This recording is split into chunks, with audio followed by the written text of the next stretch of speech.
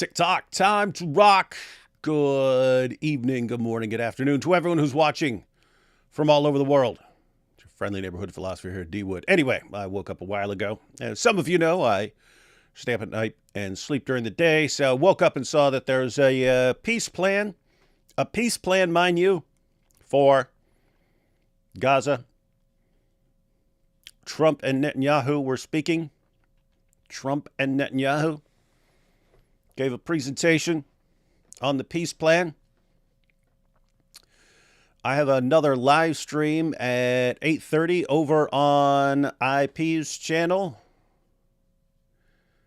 So I thought, okay, well, I'll go ahead and watch and see what this peace plan's about. But then I thought, this was like an hour. This was like a little over an hour ago. And then I was like, well, if I'm going to watch it, I might as well just click live for other people who didn't watch it, and then we can all watch it together.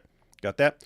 So Novice here says, where is AP? Who knows where AP is? No, I'll be on the live stream with AP as well at 8:30 p.m. Eastern time. That'll be on Inspiring Philosophy's channel. So didn't want to bother AP. We'll be live later on. Just wanted to check this out. And this is probably like I don't know. This will probably be like a new habit. If I'm going to sit here, if I wake up and there's news of something that comes out and I'm about to watch something and I haven't seen it yet, I'll probably just jump online and again, we can watch it. We can all watch it together for anyone who hasn't checked it out. And that way we can, I can get your thoughts as well. David, you have a generic shirt. It is generic. Probably had this for like 15 years. My stuff lasts a long time. What is this? Let's see. Lily says, hopefully it works. Israel should focus on Iran. Yeah, but the main thing I wanted to check it out for is it's Hamas that's usually the obstacle, right? Like I haven't even seen it yet. I don't know what the peace plan is. But just before even looking at it or what the deal entails, I'm predicting that Hamas will be the ones who reject it, because I would guess that any part of any peace plan is going to involve them not being in charge, and they are not going to not want to be in charge. And also, I mean, Hamas's end goal is like taking all of Israel, right? So that's their goal. So no peace plan is going to include that. They've acknowledged in the past that they're willing to take temporary deals, but they're never going to, they say they're never going to renounce their claim to taking all of Israel. And I would guess, that's probably also part of the deal, is like you have to agree that Israel has a right to exist or something like that. Anyway, Israel's main goal since the war started, so there was a terrorist attack, massive, huge, on October 7th, 2023. And if you're Israel in that situation, you have three main goals. You would have three main goals when something like that happens. One, you want to get your hostages back because a bunch of hostages were taken. So one, you want to get your people back. Two, you want to crush and destroy the people who carried out the attack. And three, you want to make sure that that place, that area, never doesn't have the ability to do that again. Because Hamas keeps vowing they're going to do it again and again and again and again and again until they eventually wear Israel down. So, but notice, they don't have their hostages back. Hamas still exists. The people who carried out the attack still exist because a bunch of them just went and hid in tunnels. And Hamas is still in charge, and so they would still have the ability to carry out more attacks in the future. So for everyone who's constantly screaming ceasefire, ceasefire, ceasefire, ceasefire, what do you mean? Like ceasefire with, what do you mean? Like ceasefire with Hamas still in charge, with an actual massive terrorist organization still in charge? And you have to, for me, it's always about like the takeaway messages for the future. See, like, guys, I totally get it. I totally get it. If you're watching, videos of buildings being leveled and women and you're looking at statistics about women and kids dying and stuff like that and saying, hey, gosh, we got to end this. We just got to end this. I get that. I totally get that. But I'm thinking, like, what was Hamas's strategy? Hamas's strategy, their entire plan was, we're going to go over there, we're going to slaughter a bunch of people, burn people, we're going to do all that stuff, and then we're going to run and hide in tunnels. We're going to ride in tunnels, and Israel's going to come for their hostages. They're going to come to find their hostages and find the people responsible. But we're going to be hiding underground. We're going to be hiding in tunnels, and it's going to be civilians. It's going to be civilians up there. And Israel, by coming for their hostages and looking for the people who are responsible for the attack, this is going to go on for a while. And the world is going to turn against them. People are going to turn against them. There's going to be all kinds of protests on college campuses and stuff. And eventually, Israel will give up. And then what happens? And then we'll just come back up. Then we'll come back up from our tunnels and start planning for the next attack. So that's the plan. And so when I hear, hey, just, ceasefire with Hamas still in charge and stuff like this, like, you're giving them everything they wanted. They didn't care. All the buildings and stuff that are destroyed, all the people, they don't care about any of that. They don't care about the civilians who were killed. They couldn't conceivably care less. These are all pawns in their game.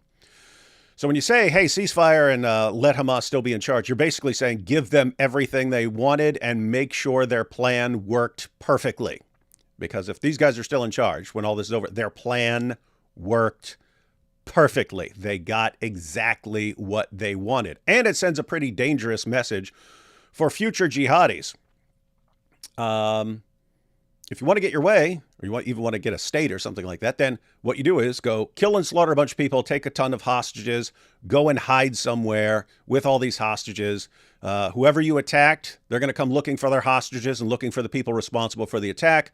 And all you have to do is stay hidden for a while. Eventually, they'll give up, and then you can come back up and start planning for the next terrorist attack.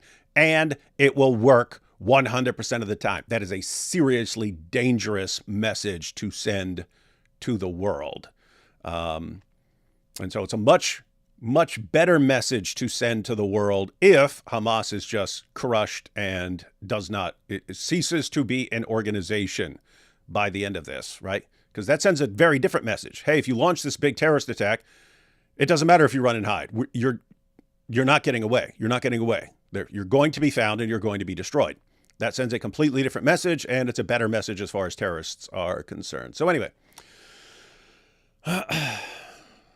that's why Hamas would not want to take a deal that doesn't involve them still being in charge. So, don't know what the plan is. I'm guessing it would be favorable to pretty much everyone except Hamas, but Hamas has to agree, right? Unless you got enough people to kind of go around Hamas. Unless you want to support other people in the area and stuff like that. But anyway, I don't know how this is going to work, but we're going to go ahead and check this out. Let's check out these, let's grab these first two super chats, and then we're going to watch. So we're going to watch the speeches that Trump and Netanyahu just gave. Thank you for having washed my head last show. Dr. Wood, I feel much more empowered. Islam will never take over the world. Islam were always losers. No, Islam is very strong and based. About time something moved into at least some kind of direction, though I do fear that even if accepted, it's only a matter of time before more comes. Yeah, that's the problem. But my goodness, wouldn't it be good if somehow agreements were made, hostages were returned, and Hamas is crushed, and then the war's over. Like, yeah, we know there are a bunch of people who are obsessed with attacking Jews, attacking Israel and stuff, but wouldn't it be good to get past this? That would be good. All right, let's go ahead and check this out.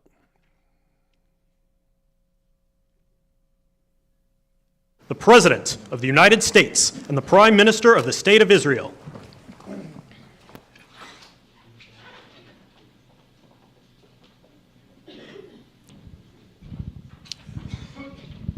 I've come up with a plan. It's the best plan. Some people say it's the best plan ever. Like, I ran it by everyone. I ran it by all the experts. They all said, Mr. President, this is the best plan we've ever seen for anything ever.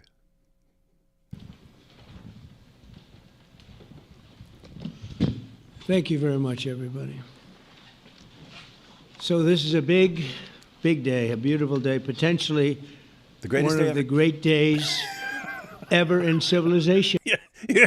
I was just joking, but he always like everything is like always like the best ever. It's funny. And it's exactly how he started. This is funny. Things that have been going on for hundreds of years and thousands of years. At least we're at a minimum very, very close, and I think we're beyond very close. And I want to thank Bibi for really getting in there and doing a job. We've worked well together, as we have with many other countries, both of us, with many other countries, which is the only way this whole situation gets solved.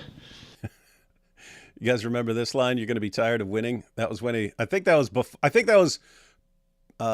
when he was about to start running the first time for presidency.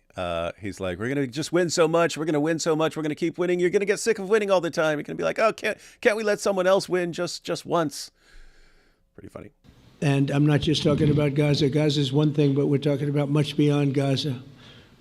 The whole deal, everything getting solved. It's called peace in the Middle East. Some people say I should get every Nobel Peace Prize ever. That's what the experts say. I'm no expert on this, although some people consider me an expert on pretty much everything because I am.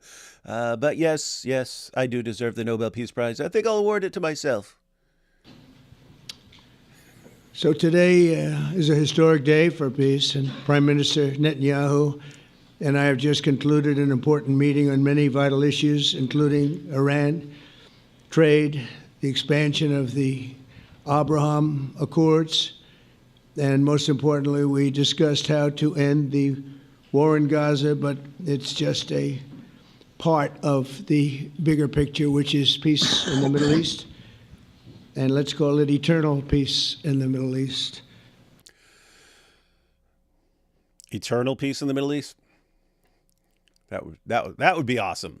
Now, you should definitely get a Nobel Peace Prize for anything that's even close to that.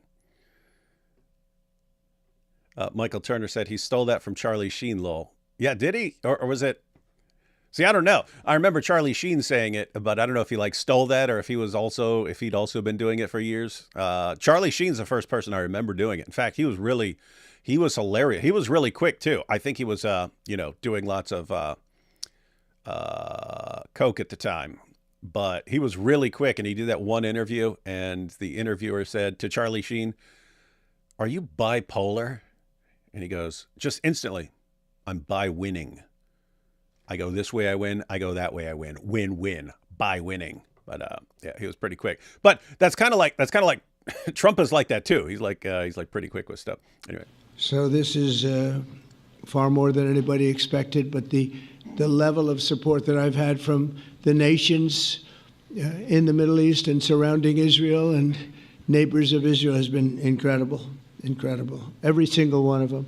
This afternoon, after extensive consultation with our friends and partners throughout the region, I'm formally releasing our principles for peace, which people have really liked, I must say.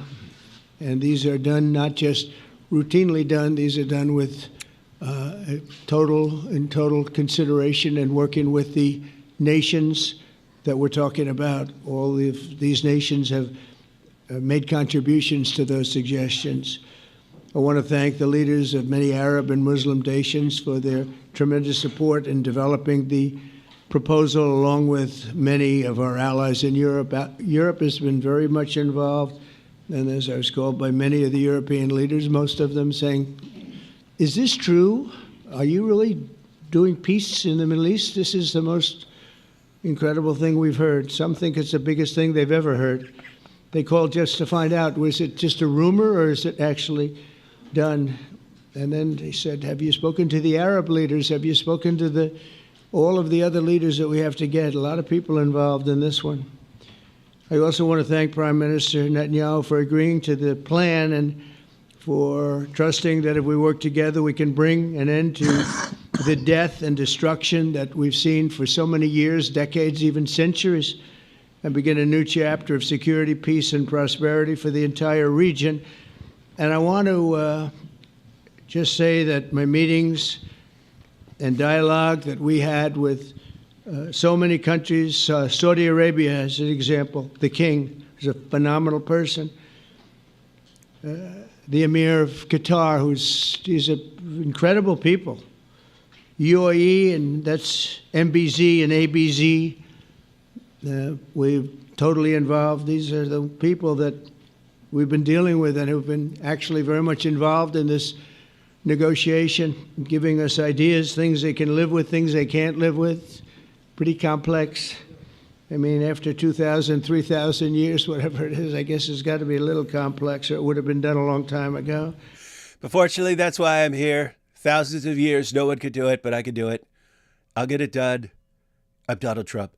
Yeah, so anyone see this already? I'm wondering how long he talks about other stuff before actually. I thought it was going to be like just laying out the plan. Well, no, actually I didn't. I knew it would be a lot of a lot of building up the awesomeness of what he's done. To be clear, if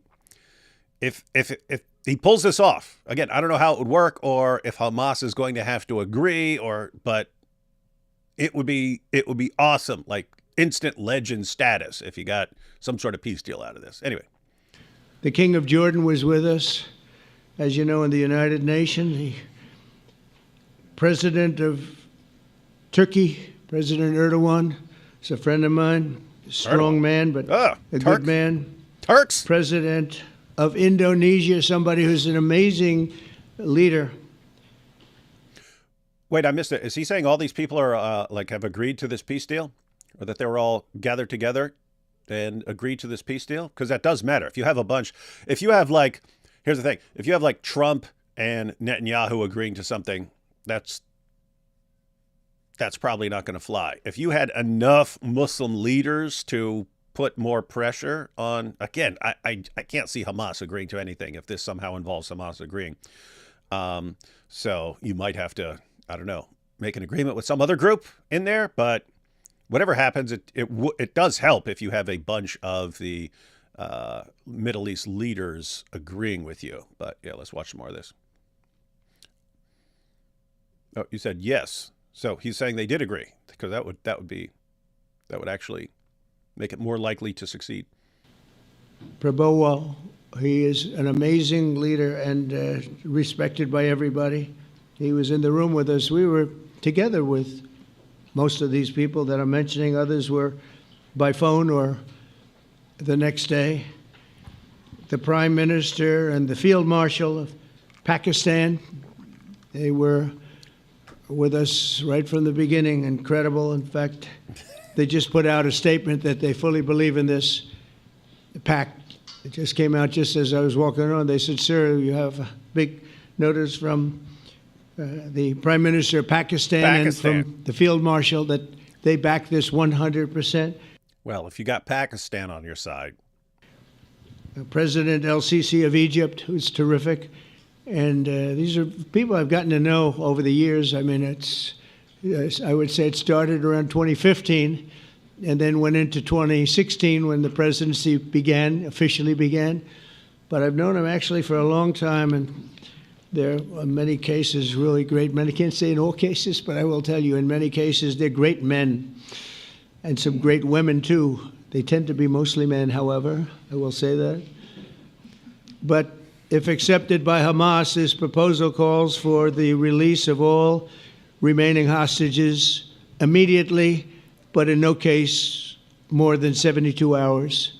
Okay, interesting. So now we're getting to the actual. This is what I was looking for. What is the actual plan and deal that's on the table? So it looks like we're getting to it. Jeremy says, "Are we pretending a peace deal changes the Quran again?" Who's pretending that? We already know this won't work. Won't work for what? Won't work for ending a war? No, it can end a war. No, it doesn't change the Quran. There are still going to be jihadis obsessed with exterminating Jews and so on. What are you saying? Just let wars continue forever and don't try to stop them because there are going to be more wars in the future?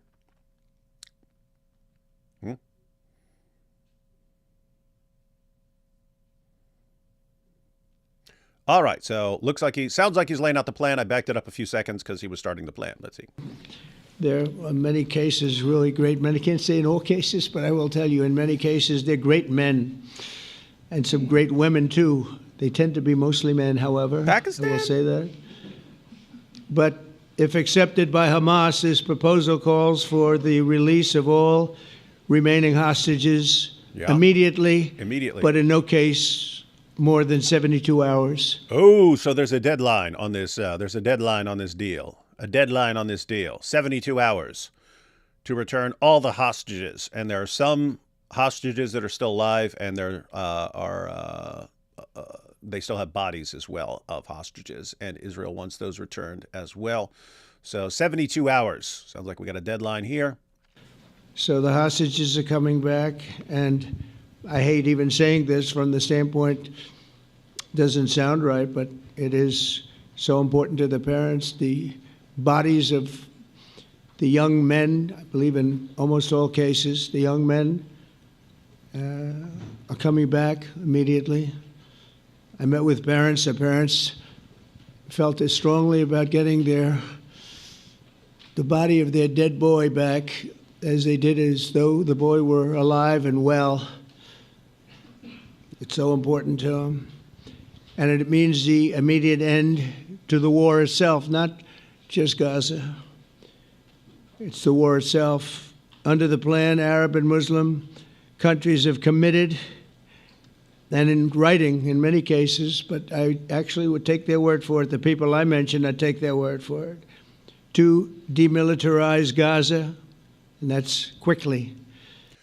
Demilitarize Gaza. Guys, is Hamas supposed to be on board with this? So Hamas would have to agree to return the hostages, right? That's under Hamas's control. It doesn't matter how many other people in the world agree that's what has to happen. They still have to agree to that, and apparently within 72 hours, and then demilitarize the entire area. Is Hamas going to agree to that? Again, haven't heard the rest of the plan, but here's what's interesting. I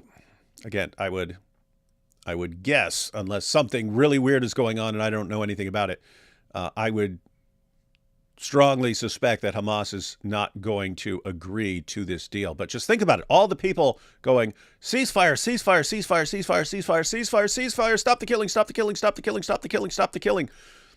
You got repeated offers to stop the killing. Hey, let's end this now. And it's Hamas that refuses over and over again. So if this continues and there's a bloodbath, who's responsible? Anyway. Decommission the military capabilities of Hamas and all other terror organizations. Do that immediately. And we're relying on the countries that I named and others to deal with Hamas. And I'm hearing that Hamas wants to get this done too. Really? I don't believe it. I do not believe it. I will be shocked. I hope it happens. Guys, I really, really hope it happens. Whatever this plan is, I hope someone puts the pressure on Hamas to agree to this. Lily H says, Hamas doesn't have real power. Qatar will bend them to its will. I would hope so, but what Qatar says, hey, you guys surrender, turn yourselves in, and go be executed or be in prison for the rest of your lives? And Hamas is going to say, okay, Qatar. I know Qatar has a lot of pull, but again, this is a matter of survival of their organization for Hamas. If you're saying you guys are out of power, you guys lay down your arms, you're not going to be in power anymore, we're going to demilitarize the area, and recognize the state of Israel? I cannot imagine Qatar having the influence to get Hamas to agree to that. Again, I hope so. I hope that would be awesome. That would be, in fact, I will agree. If Trump succeeds with this plan within 72 hours, he deserves the Nobel Peace Prize for like the next 5 years running.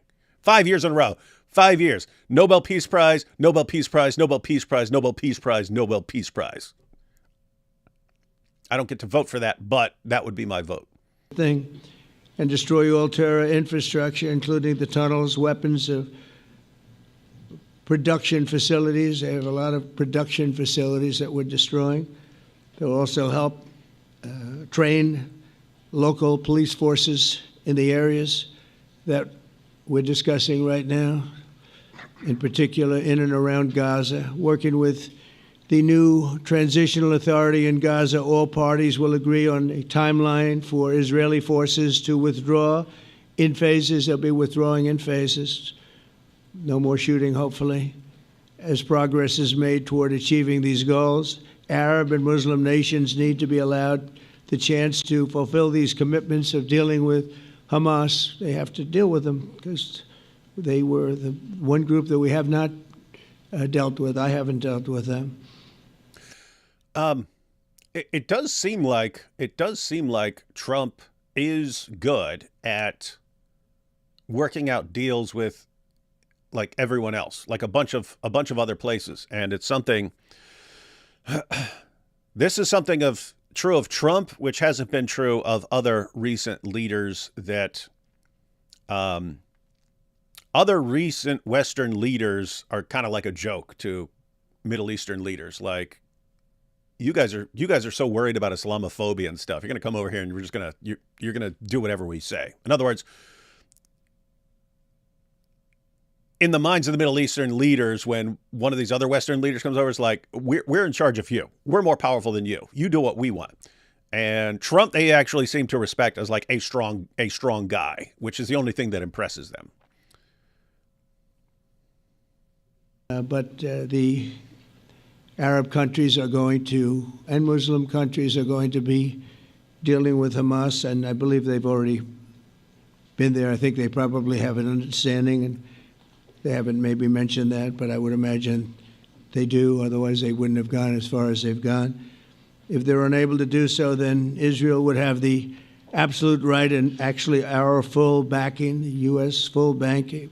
Marco's here, and a lot of our leaders are here, our great Vice President, Susie Wiles, Steve Witkoff, Jared Kushner. They've been so involved in this process. I don't think anybody else could have done it or even come close. But it's we're right there. We're right there. First time in thousands of years, I think you can probably say, if you really look into it, if you study back, if you're a scholar, you would say thousands of years. Israel would have my full backing to finish the job. Hang on, guys. Did I hear that correctly?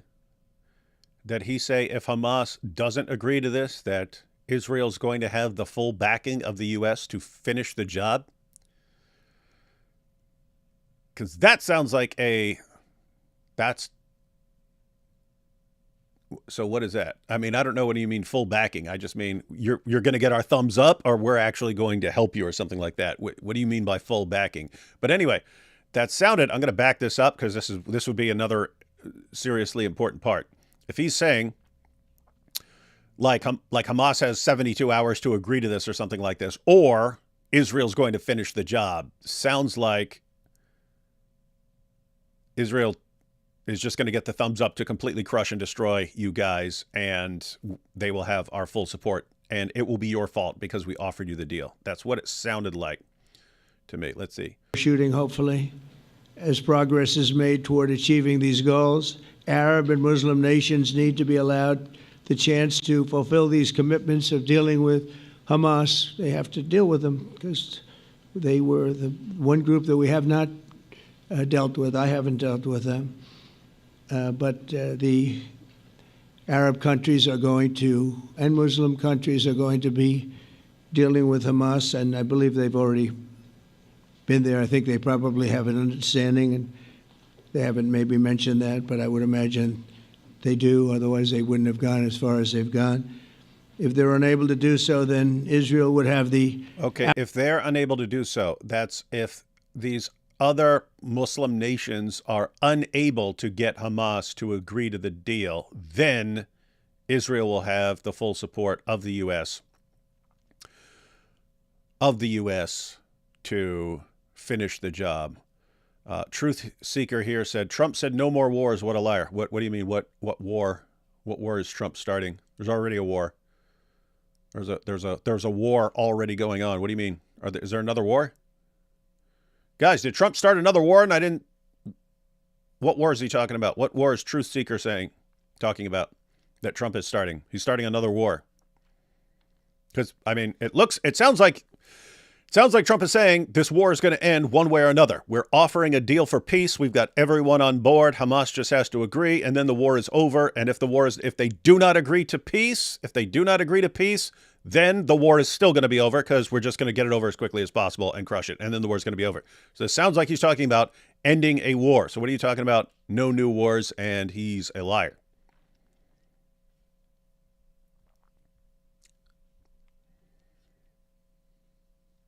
All right, I'm going to fast forward a bit because I know he started talking about some other people. I just wanted to make sure I understood that. So he's saying it's the Arab nations, it's the Muslim nations who are talking to Hamas to get them to agree. And if they can't get Hamas to agree, then Israel will have the full support of the U.S. to finish the job. We're right there. First time in thousands of years, I think you can probably say, if you really look into it, if you study back, if you're a scholar, you would say thousands of years. Israel would have my full backing to finish the job of destroying the threat of Hamas. But I hope that we're going to have a deal for peace. And if Hamas rejects the deal, which is always possible, they're the only one left. Everyone else has accepted it. But I have a feeling that we're going to have a positive answer.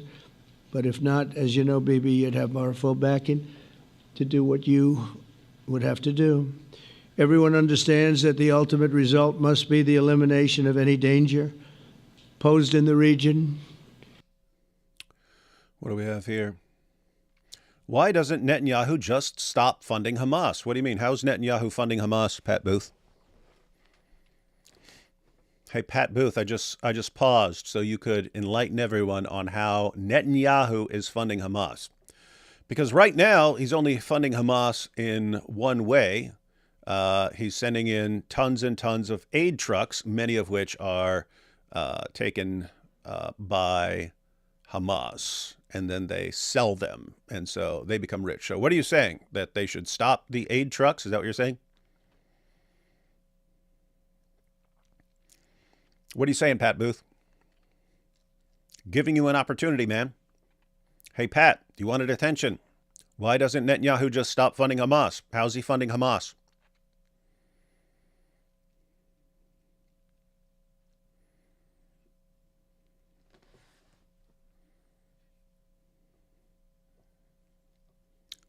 Is Pat Booth responding?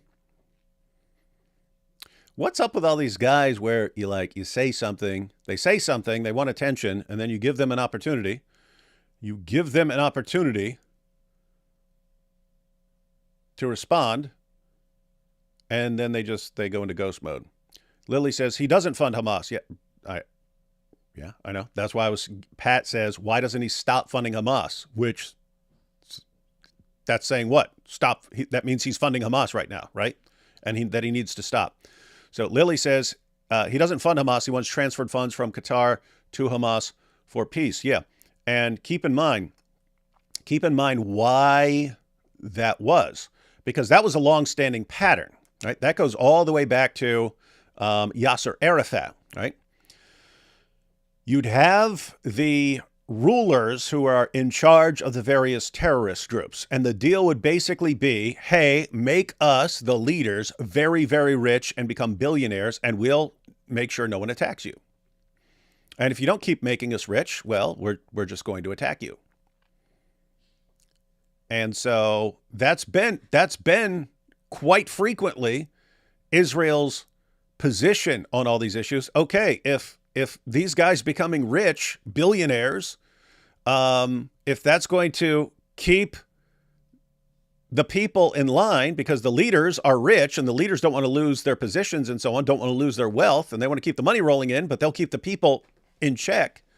Okay, let's do that. But then you have the actual, what you might call the true believers, right? They're not just in it for money. They're leaders who aren't just in it for billions of dollars. They really do believe, hey, we will go on killing sprees over this stuff, and we're going to keep coming at them. And then, so when you have the actual true believers who, keep in mind, Hamas, a bunch of Hamas leaders are billionaires, right? When you have the true believers, it's, yeah, I'm a billionaire, but I'm still going to attack you, and I'm still willing to go down fighting.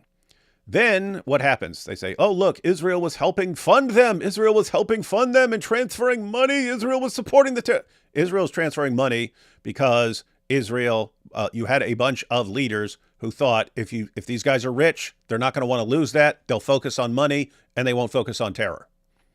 Guess what? Didn't work.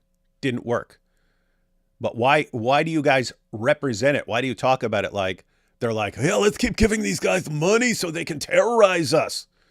Their view is, hey, if the people want to transfer them money and it's going to keep them from attacking us, then that's fine. That's fine with us. And they know they're funding them. Stop acting like idiots, guys.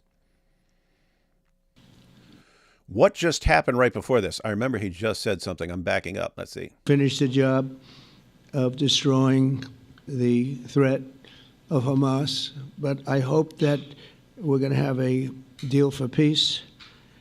And if Hamas rejects the deal, which is always possible, they're the only one left. Everyone else has accepted it. But I have a feeling that we're going to have a positive answer. But if not, as you know, Bibi, you'd have our full backing to do what you would have to do. Wow. You would have our full backing to do what you have to do. That is a serious, serious, serious threat. And I don't know. I believe him.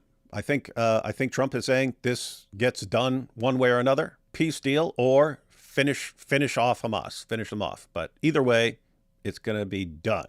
I don't know if it'll actually work, but sounds serious. Let's take a couple super chats. Dividing God's land will provoke wrath per prophecy. Bigly bad plan. Would you testify before Congress if it was to classify Islam as a cult? Why would I care about classifying Islam as a cult? I couldn't conceivably care less. That'd be way more interesting in people learning what it says than how to classify it. Feeling close, 1 Thessalonians 5:3, for when they shall say peace and safety, then sudden destruction cometh upon them as travail upon a woman with child, and they shall not escape.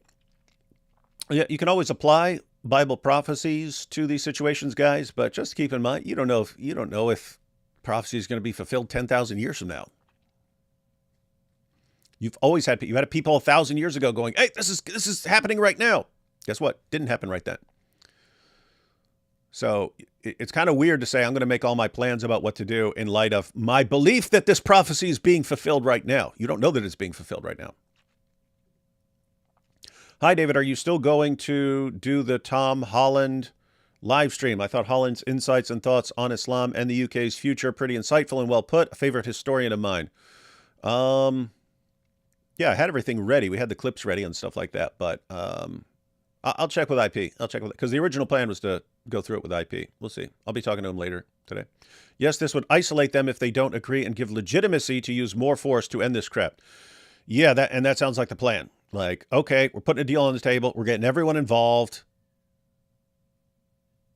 Let's see if Hamas agrees. If they do, awesome. If not, then this is going to be on them. This is going to be on them. And everyone who objects later on, what are you doing? What are you doing? You're bombing the crap out of Hamas. We offered them a deal. We offered them a deal and they didn't take it. So we're getting this over one way or another. But yeah, that's what it sounds like. Most effective way to deal with American Muslims for Palestine. I've written to city council and my congressmen as well as state reps, state senators. As far as dealing with people, I've said the most important thing, the most effective thing is you need an informed population. People still do not. You still have tons of people, like a ton of the people on college campuses and stuff. A ton of the people at protests and so on. When they're screaming free Palestine and so on, they think they just mean like give Gaza its own state. That's what they think they're cheering for. I mean, lots of like the students and stuff. I know you can walk up to them and ask them what they're cheering for, and they think they're cheering for something, and they don't know what they're actually supporting and cheering for, right? Free Palestine, like from the river to the sea, Palestine shall be free, is a call to wipe out Israel and for it all to be under the control of terrorist groups. That's what that's a call for.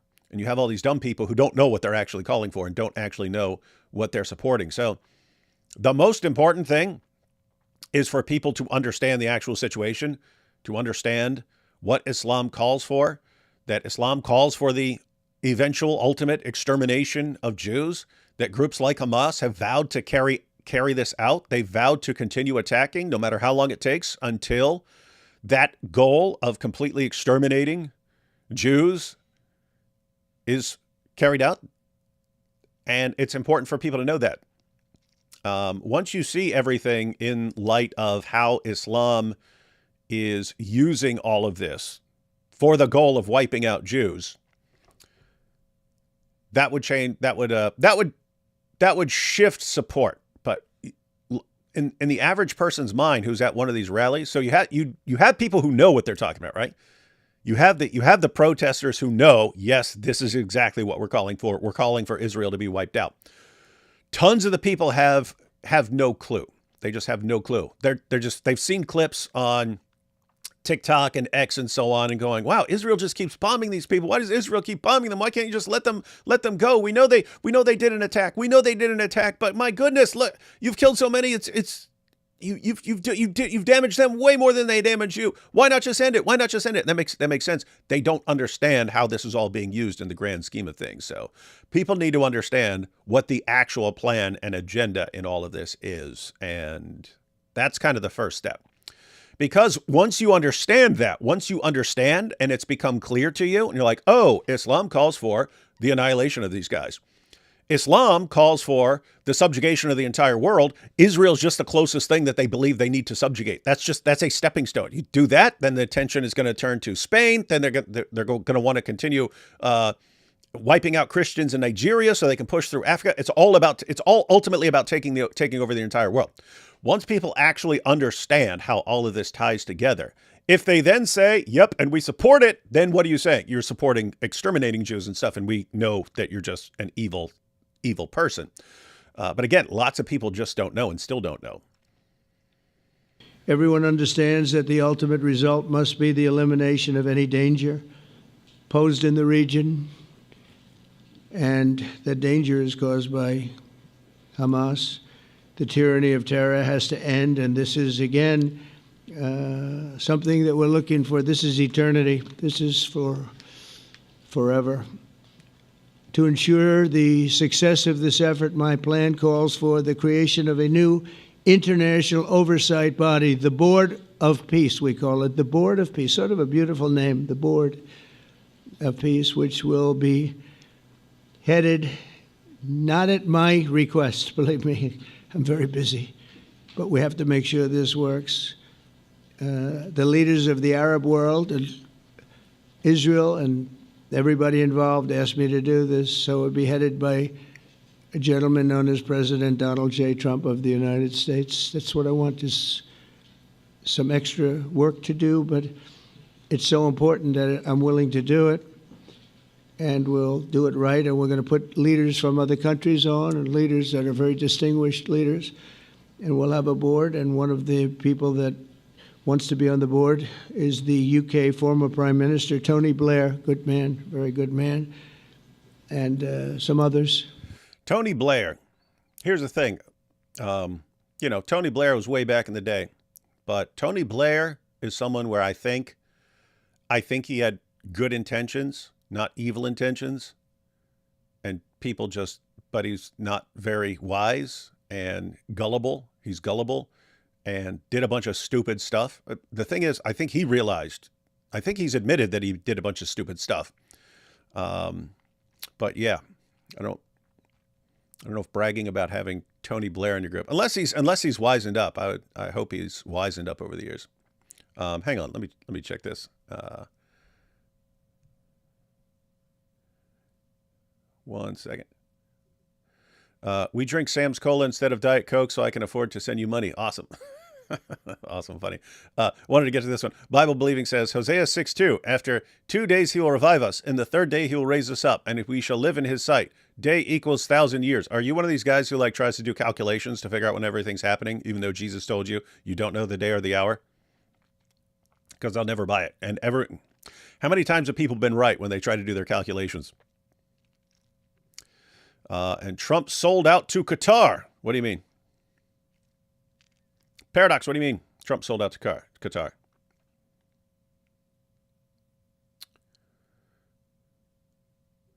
Angel on the Hill said, Tony Blair is the reason for everything that's wrong in the UK. Not the reason for everything that's wrong. Again, just the kind of vibe I've gotten from Tony Blair over the years is guy with good intentions, too gullible, doesn't understand how things actually work. And people like that end up doing tons and tons and tons of damage. What's that they say? The path to hell is paved with good intentions. It's kind of that situation. And that's true of lots of Western leaders. It's true of lots of people in the world today. It's true of lots of people who are screaming for ceasefire and stuff. A lot of people have good intentions. You have people with purely evil intentions, but you have people with lots of good intentions and stuff. And if you have good intentions, guess what? There are people who will take advantage of your good intentions. Let's see. Wait, so the U.S. is going to back the Jews? That's Prophet Mo. From Prophet Mo right there. You even see him right there. He's laying on the couch. This is when he's being psychoanalyzed by Sigmund Freud, a.k.a. the apostate prophet. And they'll be named over the next few days. And it'll be quite the board. Working, everybody wants to be on it now. I don't know if that had anything to do. They named me and everybody else wanted to be on it. I guess they figure, well, he's a soft touch. He'll be easy to deal with. Working with the World Bank and others, it will be responsible for recruiting and training. Seems like Trump has it seems like they give Trump a set of notes, and then he'll read a sentence that he's supposed to read, and then he'll just improv after that. And it seems like he does that every time. A new government that will be made up of Palestinians along with highly qualified experts from all around the world. Hamas and other terrorist factions will play no role in the board, but they'll play no role in the governance of Gaza at all, directly or indirectly. As you know, thousands of Hamas leaders have been killed and soldiers have been killed. And we can never forget October 7th, but thousands have paid the price for that.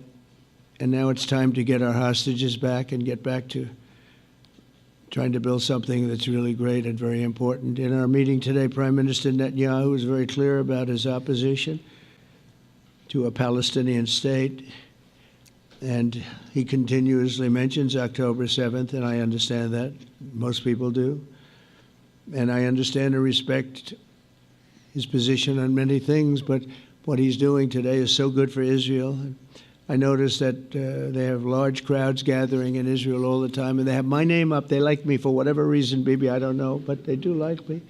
But they say two things. Please get the hostages back and please end the war.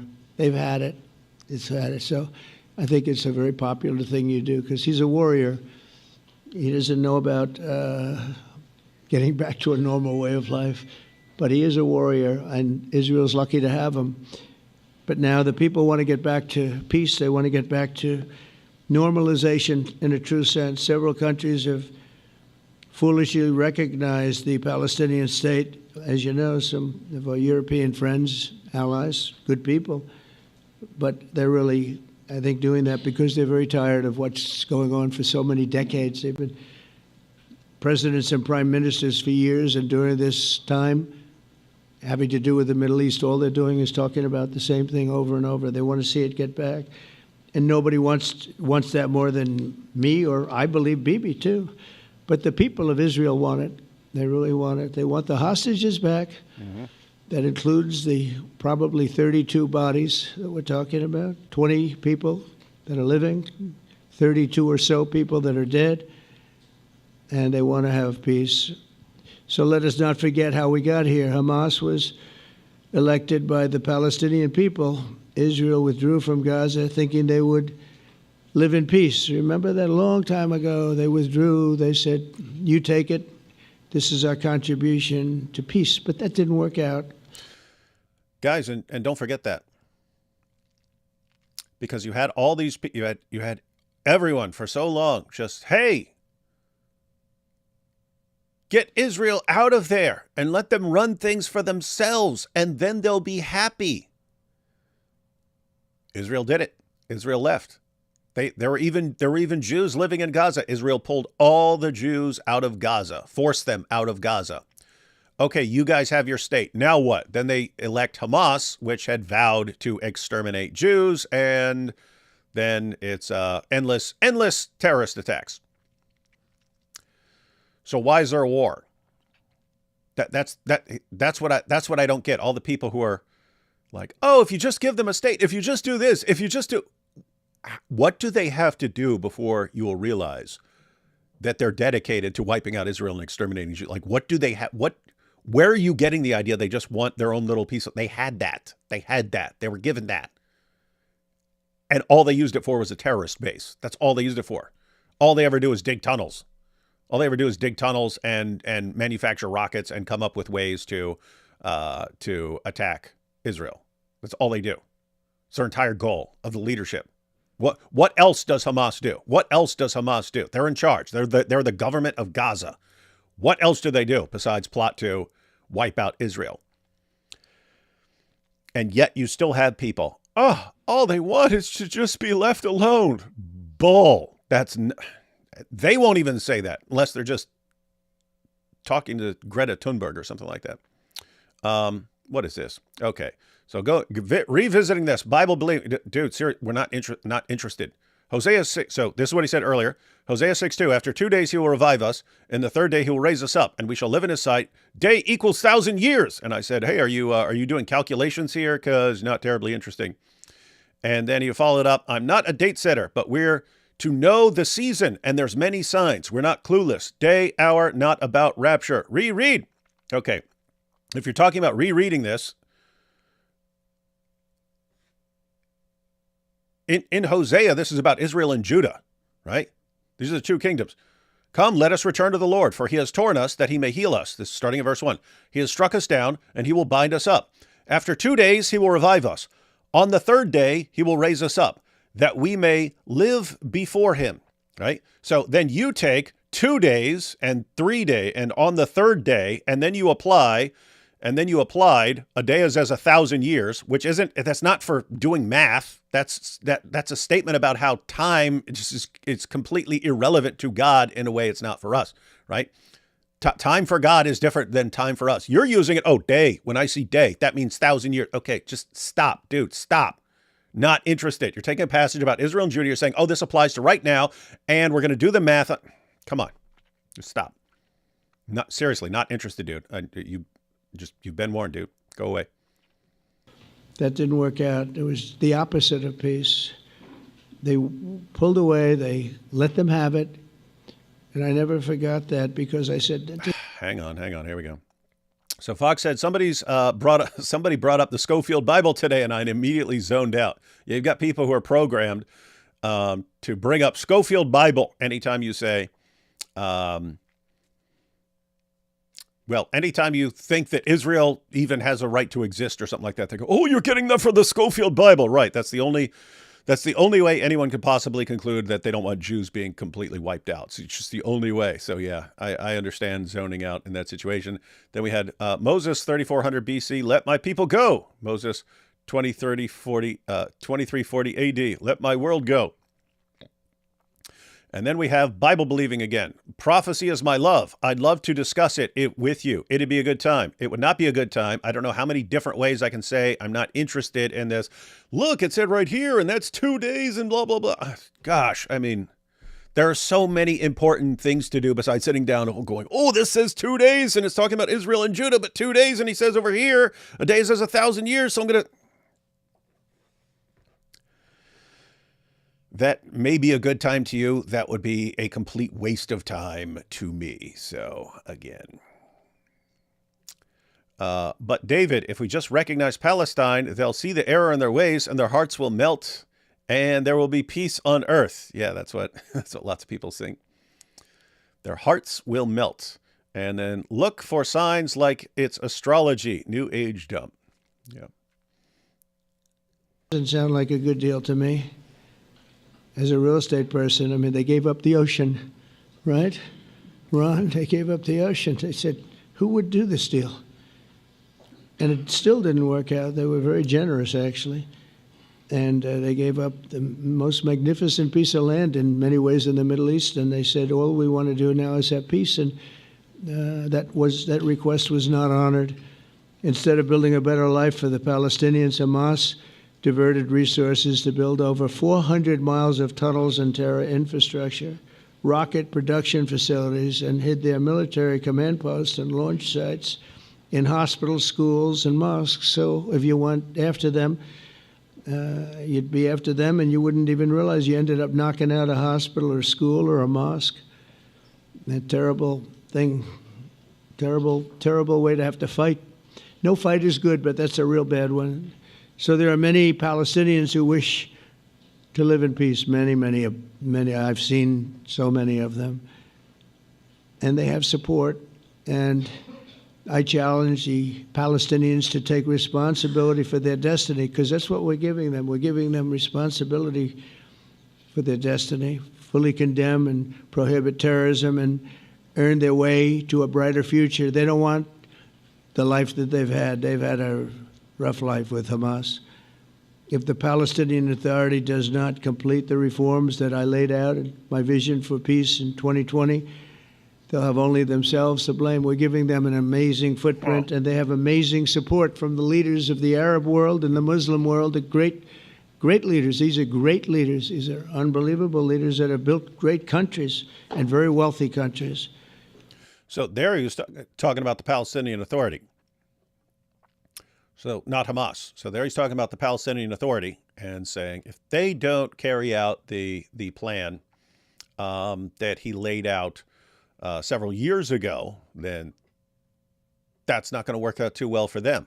But guys, I mean, it doesn't seem like there's going to be a better situation than this for the possibility of peace. You've got Trump on board. You have a bunch of Middle Eastern nations all around the area, all on board. You've even got Pakistan on board. I don't really care about it. They're pretty far away from the action to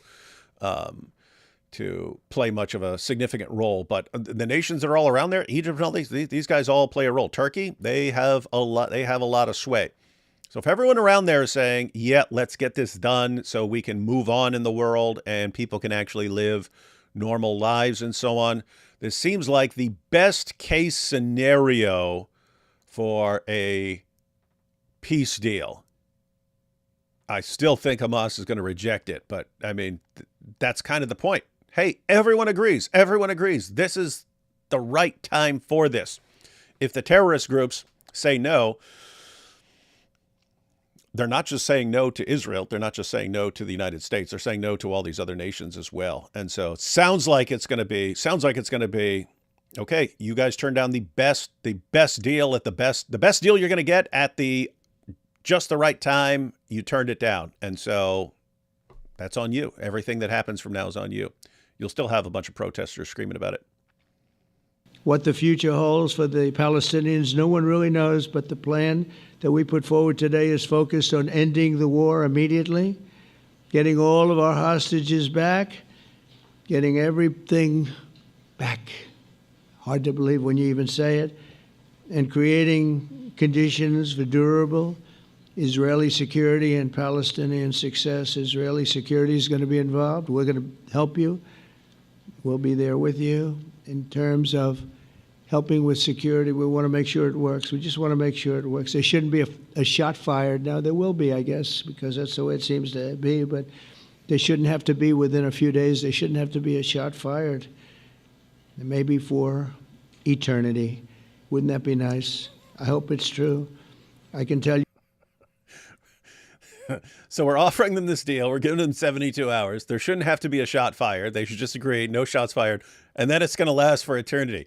All right, all you prophecy buffs. Here's where I call bull, right? But anyway, yeah.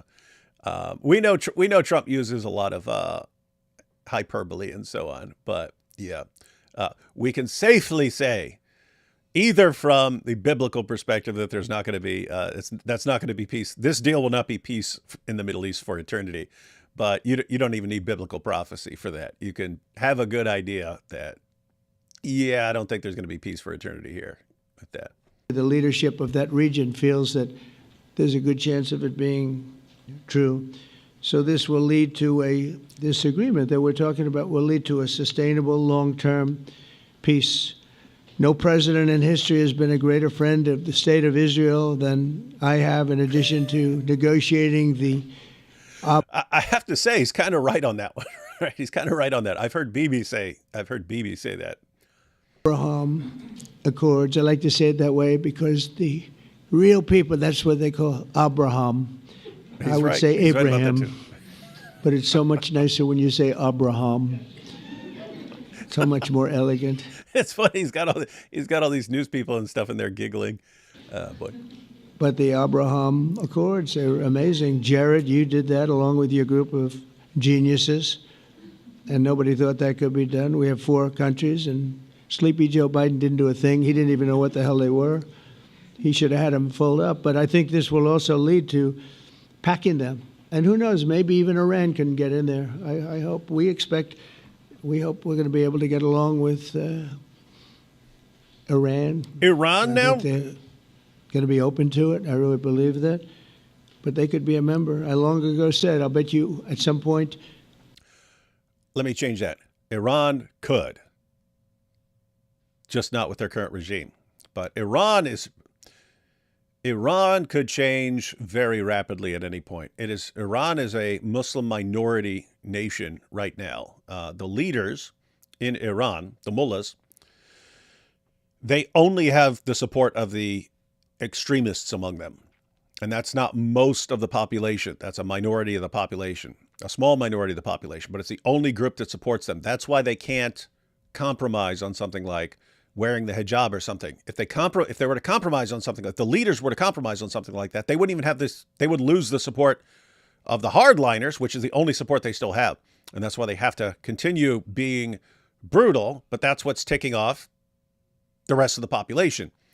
And so seems like a matter of time. Seems like that could happen anytime. The Iranian regime could fall like next month or next year or something like that. But yeah, if the Ayatollah and all his people were not in charge, then Iran would be awesome, guys. Iran would be awesome. There are a lot of people there just are not mental cases and could have an awesome country.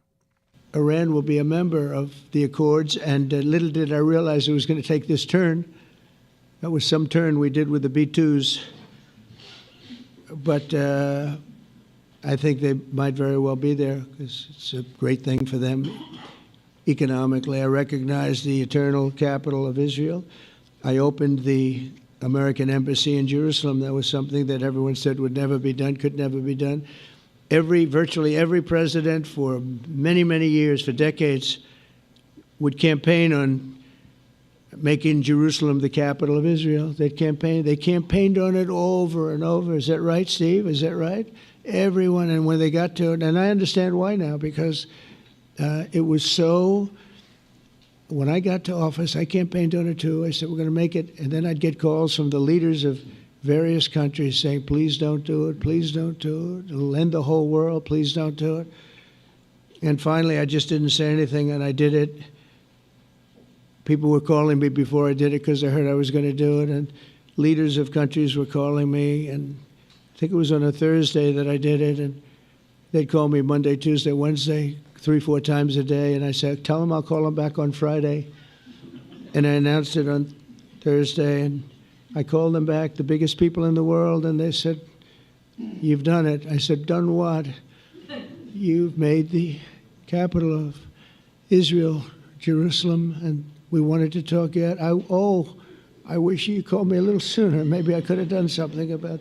So Anyone get the feeling that like a Trump speech, let's suppose a Trump speech is like an hour. Doesn't it seem like anything he says in an hour he could have said in like 12 minutes if he just like focused on. Anyway, I guess a lot of people like that he's like conversational and stuff like that. But anyway, it's like, okay, if I'm trying to hear what the plan is, and you could say the plan in like 4 minutes, why? Okay, let's talk about other things. All right. that was a lot easier than getting into an argument because I knew what they were calling about. And you know what? It turned out to be amazing. Everybody thought it was going to lead to the end of the world, right? The end of the world, Ron. That's what they said. It didn't lead to anything. It just led to something that I promised and something that was very, very popular for Jewish people and a lot of other people, too. I recognize Israeli sovereignty over the Golan Heights, and I cut taxpayer funding to the corrupt United Nations Relief and Works Agency. And United Nations was interesting because, as you know, a few days ago, they introduced me. Ladies and gentlemen, the President of the United States. I'm looking at my teleprompter, and the thing was dead, stone cold, dead.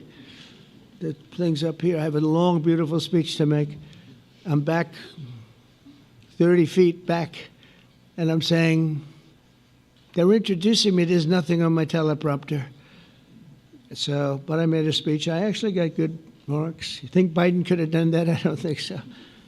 I don't think he could have done that. I don't think too many people could have done it. But actually, it was actually more of a speech from my heart, if you want to know the truth. I think it was maybe better in certain ways because it was from the heart.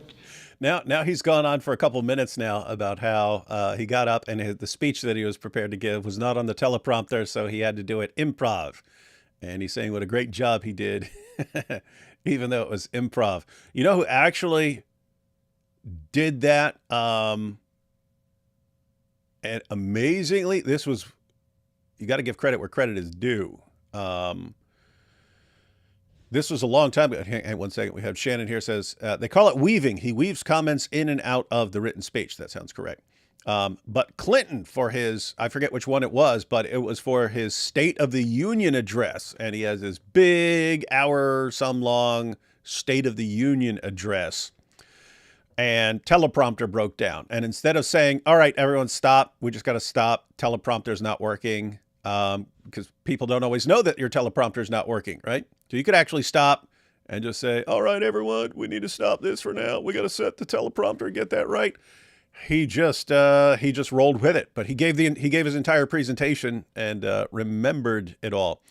So yeah. Biden couldn't find his way off stage without the Easter Bunny. Yeah, as Trump was pointing out, there's no way Biden. I mean, everything was like auto pen and stuff like this. But yeah, that was a terrible presidency. Biden. It's basically everyone else was pulling the strings, and we still don't even know who was doing all the string pulling.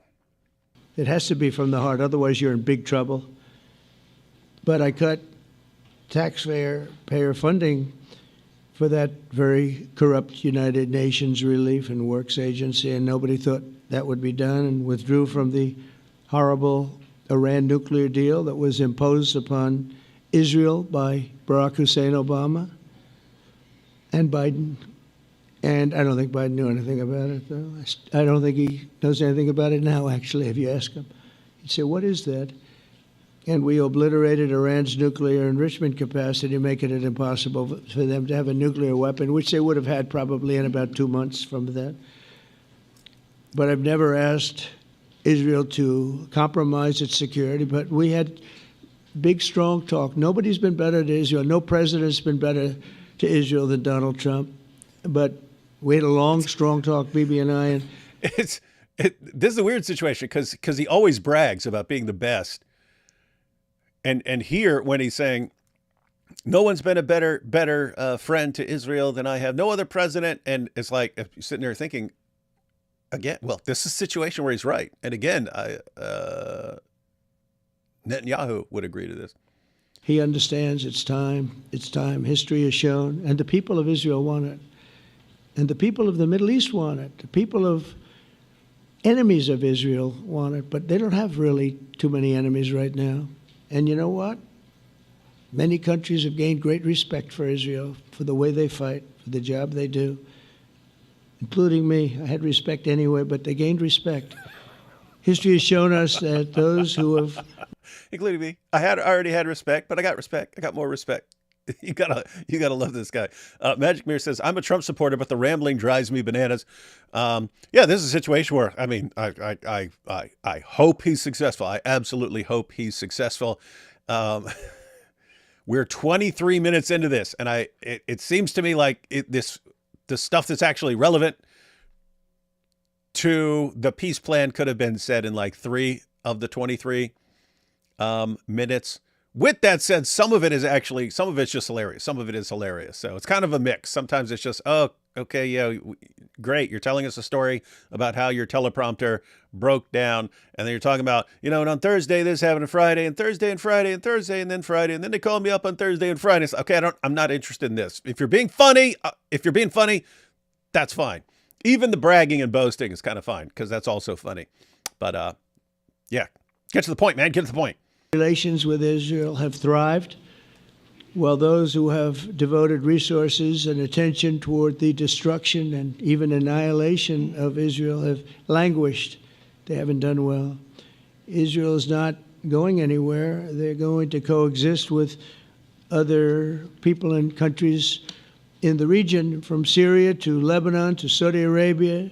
The promise of a new Middle East is so clearly within our reach. This is the closest we've ever come to real peace, not fake peace, not political fool's peace.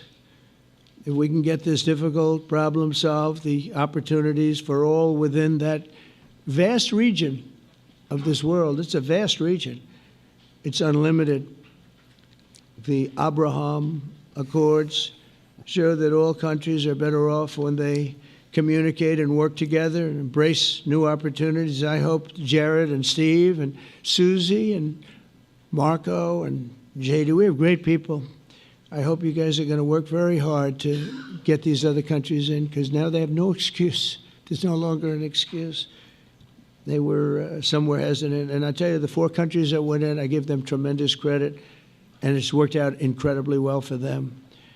In the same spirit, I'm pleased to report that earlier today we took another important step toward greater understanding in the region. A short time ago, we had a historic phone call in the Oval Office with Prime Minister Tani, who's really a great person. So we had a great talk, and I was on the phone, and Bibi was talking. Prime Minister Al-Thani was of Qatar. They really had a heart-to-heart conversation. It was a great conversation, I thought. So some people say it was the best conversation ever, but it couldn't be because I was not really. That was between them. So it couldn't be the best conversation ever, because if you take the top 5 conversations that have ever happened in all of history, those conversations would be with Donald Trump, Donald Trump, Donald Trump, Donald Trump, and Donald Trump. All five of them, probably the top 10, maybe even the top 100 conversations of all time will all been conversations with me, because that's just the effect I had. It was productive. It was everything that you need to have something turn out to be successful. And I want to thank Bibi, and I want to thank the Prime Minister. It was fantastic. We agreed to launch a formal trilateral mechanism between Israel, Qatar, and the United States to begin a dialogue to enhance mutual security, correct misperceptions, and avoid future misgivings. And I want to thank Qatar, its leadership, and the Emir. He's a fantastic person. I think, I'm going to be his public relations man because I know him differently than a lot of people know him. Some people say I'm the best public relations man ever, and they're right. That's true. It's yet another reason I deserve all the Nobel Peace Prizes, and probably all the Nobel Prizes. I mean, think about it. Science, whatever, doesn't matter. I should get them all. But he wants peace. He wants to see peace. And his people, and they really acknowledge the critical role that they've played as mediator And again, we're not quite finished. We have to get Hamas, but I think they're going to be able to do that. So now it's time for Hamas. It just cracks me up. It's not finished. Still got to get Hamas on board. Okay, so the one massive overarching obstacle, the one thing that seems okay, that's kind of like the one thing that doesn't seem like it's going to work. Oh yeah, we just got to do that. To accept the terms of the plan that we've put forward today. And again, this is a different Hamas than we were dealing with because I guess over 20,000 have been killed. Their leadership has been killed 3 times over. So you're really dealing with different people than we've been dealing with over the last 4 years, 5 years. Everyone has done their part and come to the table in good faith. Our Arab and Muslim partners are fully prepared to step up and fulfill their commitments for the benefit of the people of Gaza and the entire region. They're willing to step up and do a lot. They really are. There are a lot of good people involved. Everybody who wants to see an end to the violence and destruction should be united in calling for Hamas to accept the extremely fair proposal so that we can end the war and get us back our hostages right now and have everlasting peace. Everlasting. And I look forward to having... And if I'm the one who's going to bring everlasting peace, I guess that would make me the Messiah. Some say. I wouldn't say it, but they're right. They're right if they think I'm the Messiah. Relationships with everyone as the chairman of the board. I'll be involved and we'll have meetings with some very smart people that'll be working over there to make sure that we haven't just been wasting time with an agreement that doesn't get done. The task of building peace will not be easy. There are some of the hardest problems in the world to solve, and that's why it's been going on for so many centuries. But too many lives are at stake not to try, and this was more than a try. I mean, I think this is something that gets done when you have virtually every country, and these are powerful, powerful countries that have a lot of money, and the money can make things happen. A lot of countries try, and they don't have any money. These are very rich countries that can make things happen. So together we'll forge a much safer and more hopeful future for everybody, including Israel. And I want to thank Prime Minister Netanyahu for his partnership, and I want to thank all of the leaders. Guys, this is interesting because I'm looking at the time. The entire we've gone through 2/3 of the video, and I know Netanyahu also speaks. So you got Trump, he's given his speech, and then Netanyahu at some point here is going to start giving a speech, but 2/3 of the time is already done. So wondering when it's going to kick it to Netanyahu here. The kings and the emirs and the presidents and prime ministers, people I mentioned, and they've been absolutely fantastic to work with, and it's just happened very quickly. It's happened from a couple of weeks before I had a couple of meetings, but a couple of weeks before we went to the United Nations, and we had some incredible meetings. It all came to place. It all took place, and everybody wanted to be a part of it. I don't have anybody that's saying we don't want anything to do with it. It's just the opposite. And I'll tell you, a year ago, I don't think we would have had this kind of participation, Mr. VP, right? I don't think we would have had. It's been amazing. The participation was 100%. Everybody wants to be a part of it. And everybody, those very strong countries, everybody wants it to work. So, Bibi, congratulations on this. I think this will be your crowning achievement, frankly. If this all works out, we think it will. It's going to be your crowning achievement. And I want to thank you very much for being here. Thank you. Please. Thank you. Hey! Okay, so Trump took a little over 2/3 of the time, and now looks like it's we're going to have a speech from Netanyahu. I would guess there won't be as much sort of weaving. I guess there won't be as much weaving. That's what we heard it was called from. I think it was Shannon who said that. Let's see. Take these couple super chats and then we'll check out Netanyahu's speech. Again, much shorter. Thank you for sharing your experience. Not sure which experience you're referring to there. That was from earlier. Wait till you read the Trump 20-point peace plan. No, I'd rather have Trump. I'd rather have Trump explain it for 3 hours. Just sending support. Thank you, Trevor. Trump sure loves the sound of his own voice, lol. Yeah, but I mean, that's kind of him, right? I mean, he got elected. He got elected twice. Doing that. No, any plan that requires the goodwill, collaboration of existing Palestinian factions will work, especially when Europeans reward their misbehavior. Europeans rewarding these guys is the biggest reason that it continues. If these groups got the memo, hey, under no circumstances are we ever going to give you what you want if it's the result of terrorism. Instead, everyone rewards it constantly, over and over again, which sends the terrorists the message, if you just keep going, you'll eventually win. That's the problem, right? It's still in their minds. Just look around the world. Look at all the protests. Look at everyone flipping out against Israel. Look at it. Oh, we're winning. Why are you gonna agree to a deal all of a sudden? You're getting everything you wanted. Again, we look at it and go, look at all the destroyed buildings. Look at all the dead people. Hamas couldn't conceivably care less about any of that. They don't care. So what's the incentive for them to surrender or to make the deal? That's the issue. I don't know what it is. It's possible. It's possible because you have all these other nations involved that they would be able to put enough pressure on them, or they could make a deal. Like, in other words, it's, hey, Hamas, here, don't worry. We're going to make sure you're okay, but you need to take this deal. I'll still be very surprised if this actually works in the next 72 hours. Hope it does. I'll be very surprised. And Knows Too Much said, terrible plan. Pan-Arabic Islamic powers trying to prevent Israel from winning and leave the door open for more jihad in the future.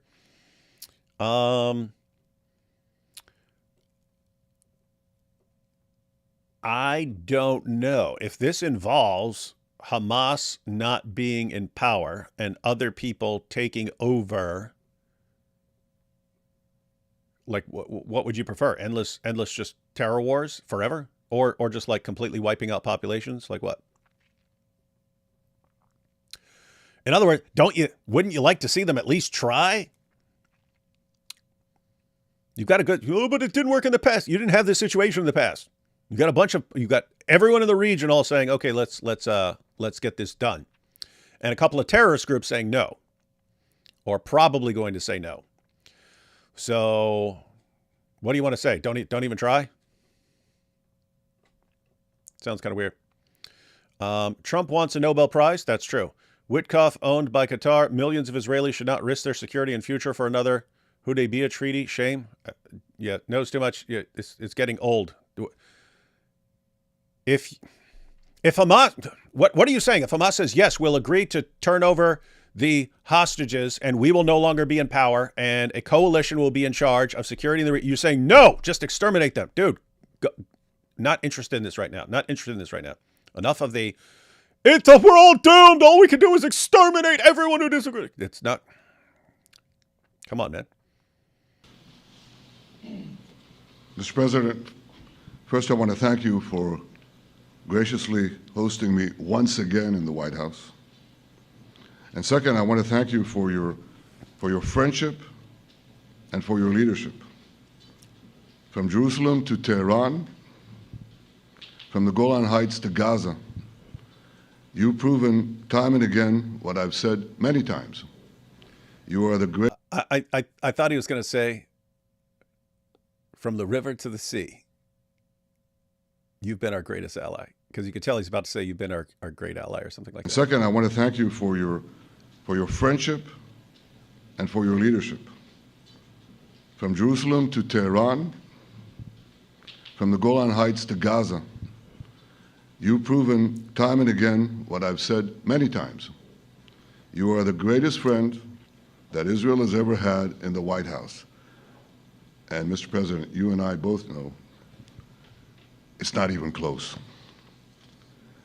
While you focus at home on making America great again, your leadership abroad is changing the world for the better, ending wars and advancing peace. I believe that today we're taking a critical step towards both ending the war in Gaza and setting the stage for dramatically advancing peace in the Middle East, and I think beyond the Middle East, in very important Muslim countries. I support your plan to end the war in Gaza, which achieves our war aims. It will bring back to Israel all our hostages, dismantle Hamas's military capabilities, end its political rule, and ensure that Gaza never again poses a threat to Israel. We would not have achieved this turning point without the courage and sacrifice of our incredibly brave soldiers. They fight like lions to defend the people of Israel, and they serve on the front line in the war between civilization and barbarism. Mr. President, when our two countries stand shoulder to shoulder, we achieve the impossible. Just a few months ago, in Operation Rising Lion and Operation Midnight Hammer, we struck a decisive blow against Iran's nuclear and ballistic missile program. Your bold decision to send those B-2s made the region safer and the world safer. Now, under your leadership, we're taking the next step to win the war and expand the peace. Your plan is consistent with the 5 principles my government set for the end of the war and the day after Hamas. Everybody asks, what is your plan for the day after Hamas? Here's our plan. Passed it in the cabinet. All our hostages, both those who are alive and those who died, all of them will return home immediately. Hamas will be disarmed. Gaza will be demilitarized. Israel will retain security responsibility, including a security perimeter for the foreseeable future. And lastly, Gaza will have a peaceful civilian administration that is run neither by Hamas nor by the Palestinian Authority. Nice. If Hamas agrees to your plan, Mr. President, the first step will be a modest withdrawal, followed by the release of all our hostages within 72 hours. The next step will be Modest withdrawal. That means they're going to pull part way out and hostages returned. That would be, sounds like step 1 or phase 1. establishment of an international body charged with fully disarming Hamas and demilitarizing Gaza. I appreciate your willingness to lead the body, Mr. President. I really appreciate it because you have a Well, I'm the only one who could do it. People asked, they asked everyone who could pull this off, who could actually run this, and the only name they come up with was Donald Trump. Donald Trump. Sorry, backed it up a little. charged with fully disarming Hamas and demilitarizing Gaza. I appreciate your willingness to lead the body, Mr. President. I really appreciate it because you have a lot of things to do, and this is important. And it reflects the confidence that this will give everyone, that things will be followed up on all the commitments made. The fact that you're taking this on, I think, helps a lot to make sure that everything flows in the direction that we want. Now, if this international body succeeds, we will have permanently ended the war. Israel will conduct further withdrawals linked to the extent of disarmament and demilitarization, but will remain in the security perimeter for the foreseeable future.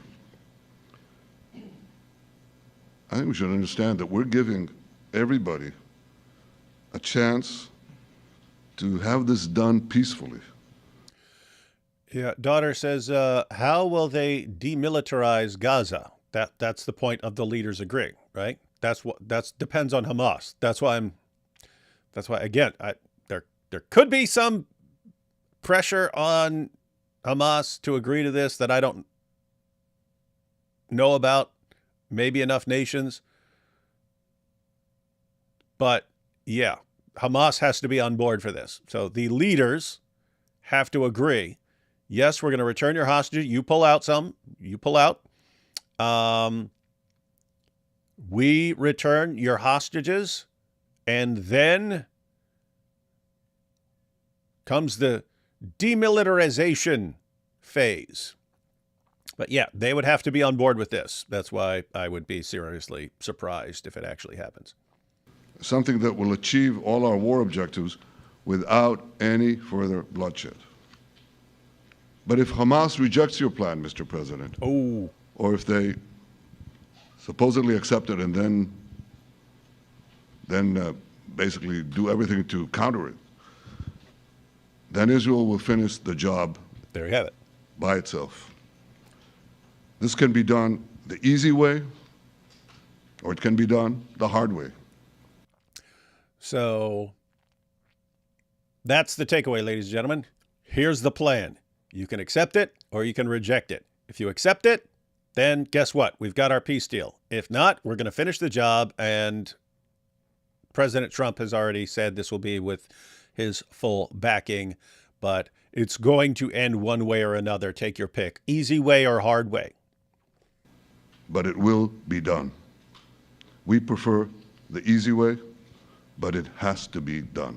All these goals must be achieved because we didn't fight this horrible fight, sacrifice the finest of our young men to have Hamas stay in Gaza and threaten us again and again and again with these horrific massacres. Mr. President, I was encouraged by your clear statement at the UN against the recognition of a Palestinian state. That would be an outcome that, after October 7th, would reward terrorism, undermine security, and endanger Israel's very existence. As for the Palestinian Authority, I appreciate your firm position that the PA could have no role whatsoever in Gaza without undergoing a radical and genuine transformation. In your 2020 peace plan, which you mentioned just now, you made clear what that transformation requires. It's not lip service. It's not checking a box. It's a fundamental, genuine, and enduring transformation. And that means ending pay to slay, changing the poisonous textbooks that teach hatred to Jews, to Palestinians.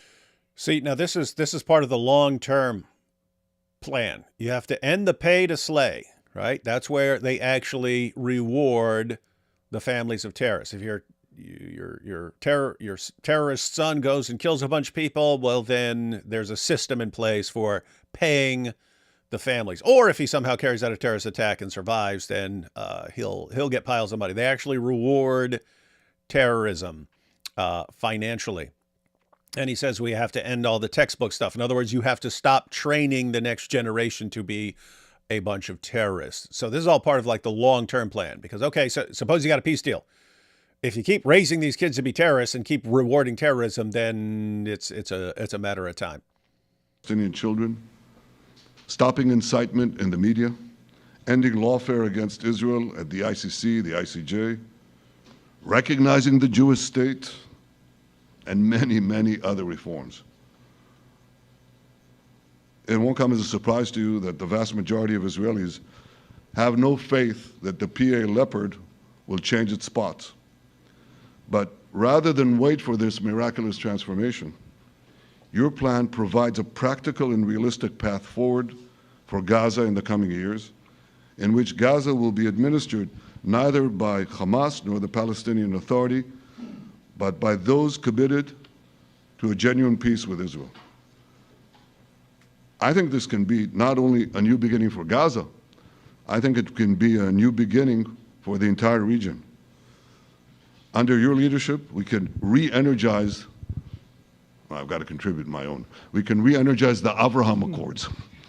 That's what it's called in the original. He did it too. Look, Trump's smiling.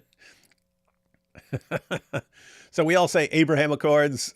Trump started going, well, they pronounce it Abraham Accords, Abraham, and Bibi's agreeing with him. Abraham. Abraham is fine. Abraham, however you want to call it. Under your leadership, Mr. President, we can re-energize the Abraham Accords that we forged 5 years ago. We can expand them to many more Arab and Muslim nations that choose moderation over extremism. I think there's an opportunity here. It's not going to be easy. It's tough going. But I think if we succeed, you're absolutely right. We're going to open possibilities that nobody even dreamed of. But I think we dream of them.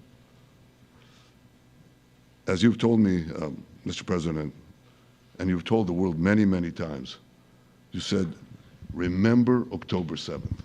Remember October 7th. And we do. We will never forget the horrors of October 7th, and we will do whatever is necessary to make sure they don't happen again. Since October 7th, Israel's enemies have learned a hard truth. Those who attack us pay a heavy price, but those who partner with us advance progress and security for their peoples. President Trump just said it. It's also in the Bible. It says, those who will bless you will be blessed, and those who will curse you will be cursed. And that's actually what is happening. We want the blessings. I think we've done a lot in the past 2 years to end the curse. We're not finished, but we've done a lot. And we've done a lot together to end the curse. I want to thank your entire team for their efforts to get to this point. I especially want to thank Steve Witkoff and Jared Kushner for their indefatigable work to bring Israel and Arab states in the region closer together. I am deeply grateful to both of them for their work. We had a phone call today just to make it clear. I said to the Prime Minister of Qatar, Israel was targeting terrorists, wasn't targeting Qatar. And of course, we regretted the loss of the Qatari citizen, wasn't our target. And I very much appreciate President Trump's proposal to have a trilateral body, the United States, Israel, and Qatar, to work out respective grievances. There are quite a few. But if we could try to mitigate them or put it on a different footing, I think that'll be good for everyone. Above all the people, the fine team, and many helpers who've done this, I want to thank you, Mr. President. History has already shown that under your leadership, Israel and America can change the face of the Middle East. And today I'm hopeful that your plan to end the war in Gaza will do so again and do so soon. It will free our hostages, end Hamas's tyranny in Gaza, and enable a more secure and prosperous future for the peoples of our region. Thank you, Mr. President. May God bless America. May God bless Israel. May God bless the indispensable alliance between our countries. And may I add in Hebrew, G'mal Chatima Tova, may we all be inscribed in the book of life. Thank you. Thank you very much, Bibi. So I think. So Netanyahu's speech was, 10 to 12 minutes long? 10 to 12? For some reason, there's still 1 minute and 43 seconds. I don't know if that seems like too short to take questions. What's going on? Well, we wait for these documents to be signed and get everybody in line. I think it maybe is not really appropriate to take questions. I'm meeting with, as you know, a couple of Democrats in a little while about the country, about keeping our country open. They're going to have to do some things because their ideas are not very good ones. They're very bad for our country. So we'll see how that works out. But this is something that was really historic today. This was something that was amazing. I think, Bibi, I mean, depending on you, I think while we're waiting for signatures and waiting for approvals from a lot of different countries that are involved in this, we probably shouldn't take questions? Or would you like to take a question or two from perhaps a friendly Israeli reporter, if there's such a thing? That's a very, very tough proposition.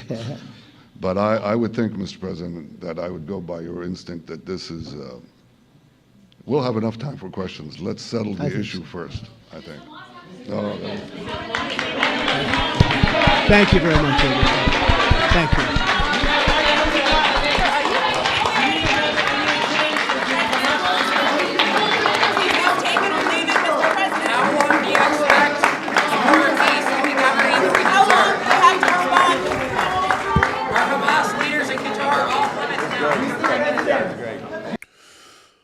All right, so that was the plan. I guess we'll. That was earlier today. I don't even know when exactly that was. Let's say a couple hours, few hours ago. Let's say a few hours ago. So clock is ticking. So maybe they're like 68 hours left. I don't know if Hamas has given any answer, but Hamas has been given, as of a few hours ago, Hamas was given 72 hours to get on board with the plan, or sounds like everyone is in agreement that Hamas will be ended in a different way. So I actually hope Hamas takes the deal and that this would just be, this part would be done. Stefan says, I hope they tackle the Islam brainwash in Gaza too. Yeah, I think you posted that before. Netanyahu mentioned that, hey, they need to stop teaching the next generation this stuff. But yeah, you have to. You absolutely have to. It has to be part of the requirement. Stop raising kids to be obsessed with jihad. Stop that. Stop that. BB said, turning point, you see? Yeah, I caught that too. This will be a turning point. That would have been a perfect spot. That would have been a perfect spot. This would have been a turning point, as Charlie Kirk would say. That would have been a perfect spot to say, mention Charlie Kirk. But no, Candace would have flipped out. How dare you? Want to take this moment in time to thank you for being a friend of the Jewish nation from a fellow Israeli. Yep, you guys have lots of friends. Have to say, I'm a friend of the Palestinians as well. Because guess what? I'm a friend enough to tell you the truth. You gotta stop with all this terrorist nonsense. You need to go ahead and reject the fake prophet who encouraged you to glorify terrorism and slaughtering Jews. You need to renounce all that stuff. I say that as a friend, Palestinians. Need to reject all the terrorism. Stop being so freaking evil. One of the most evil things you can possibly do is raise your kids, your little kids, to want to go out and die while slaughtering other people in the name of God. Get rid of all that stupid, idiotic nonsense. And let's just be done with this silly, sick, fake prophet. All right, everyone. We've been going for a while. That's all I wanted to get through. And if you tuned in late, I just said I wanted to watch what the plan was, wanted to watch the speeches. I saw that it was over 40 minutes long, and I was like, well, if I'm going to watch this, might as well just watch it with everyone else who didn't get to see it. And so that's the plan. I guess we'll have plenty of updates over the next couple days on whether Hamas is going to agree to this. I would hope they do. I would anticipate that they won't. And so if they don't, assuming they don't, looks like things are going to get dialed up. All right, so about 45 minutes from now, in about 45 minutes, I'll be live with AP and IP, that's Inspiring Philosophy and the Apostate Prophet, over on the Inspiring Philosophy YouTube channel. And we'll be going through, as far as I know, what's his face? Nick Fuentes' appearance on the PBD podcast, where Nick said that Jews are more dangerous than Islam or Muslims. So I haven't seen that, but I'd be interested in seeing what his case is. I would anticipate that it's based on his weird delusions and so on.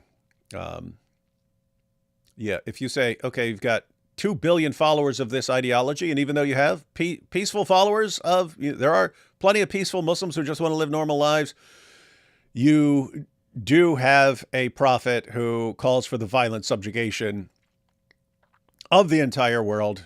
How Nick Fuentes is going to say that a few million Jews are way more dangerous. Why? Because, well, if you think they control everything in the entire world, this is where the delusion comes in. If you think they control the entire world, then you can say it, right? You can have a far smaller number of people, but if they control absolutely everything, if they control the media, it's always weird that Jews control the media, and yet the media is constantly blasting away at Israel. And they control social media, even though I can't go on social media without hearing endless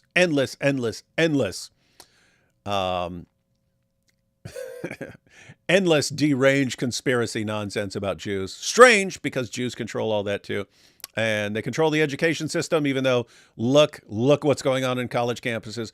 It's weird. It's weird. So apparently Jews control all this, and Jews are using all their power that they use to control everything, and they're using that to turn so many people against them. It's just weird. It's weird. Weird. I would have to say this. Matter of fact, I'll probably say this when we go live here in a little while. If your theory is that Jews control all this stuff and that Jews are just using all this to stir up hatred against Jews, why would you think Jews are a threat? It would seem like they're the opposite of tactical geniuses if they use all their power that they have to control everything to stir up hatred against themselves. That would seem to be people you don't need to worry about, right? Like, you don't need to worry about them. They use their power to rile people up against themselves. Anyway, I'll be interested in seeing what Nick Fuentes has to say here. But that'll be on Inspiring Philosophy in 40 minutes. 40 minutes, ladies and gentlemen, unless AP is habitually 10 minutes late again. So catch you all then. And I'm sure we'll be doing a follow-up on this topic. Obviously, if Hamas agrees to it, we're going to want to discuss that, because that'll be good.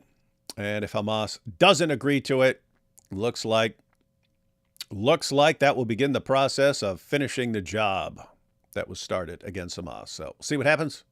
I'll catch y'all in a little while.